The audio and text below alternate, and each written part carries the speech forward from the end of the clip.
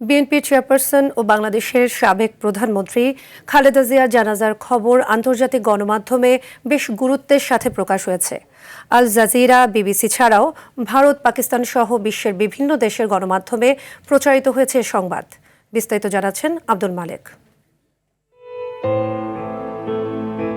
বছরের শেষ দিনে বিকেল ৩টার দিকে জাতীয় সংসদ ভবনের দক্ষিণ প্লাজা ও মানিক মিয়া এভিনিউয়ে দেশের প্রথম নারী প্রধানমন্ত্রীকে বিদায় জানায় লাখো মানুষ। এ সময় দেশের সর্বস্তরের জনগণের পাশাপাশি বিদেশি উচ্চ পর্যায়ের প্রতিনিধিরাও উপস্থিত ছিলেন।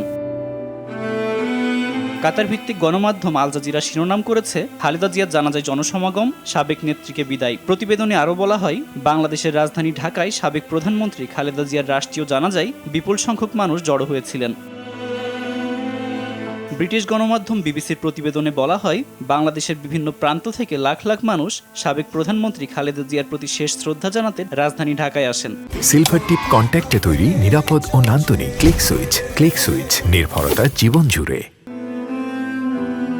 ভারতের টাইমস অফ ইন্ডিয়া এক প্রতিবেদনে বলছে, বিএনপির চেয়ারপারসন বেগম খালেদা জিয়ার জানাজায় বিশাল জনসমাগম হয়। প্রতিবেদনে তাকে বাংলাদেশের ইতিহাসের অন্যতম প্রধান প্রভাবশালী রাজনীতিবিদ হিসেবে উল্লেখ করা হয়। পাকিস্তানের সংবাদ মাধ্যম দ্য ডন তাদের প্রতিবেদনে উল্লেখ করেছে, সাবেক প্রধানমন্ত্রী খালেদা জিয়ার জন্য শোক জানাচ্ছে বাংলাদেশ। রাষ্ট্রীয় জানাজায় অংশ নেন বিপুল সংখ্যক মানুষ। পাকিস্তানের আরেক গণমাধ্যম জিও নিউজও খালেদা জিয়ার শেষ বিদায় নিয়ে প্রতিবেদন প্রকাশ করেছে। ভারত, পাকিস্তানের এসব সংবাদ মাধ্যম ছাড়াও বিভিন্ন দেশের অসংখ্য সংবাদ মাধ্যমে খালেদা জিয়ার শেষ বিদায়ের খবর প্রকাশ করা হয়েছে।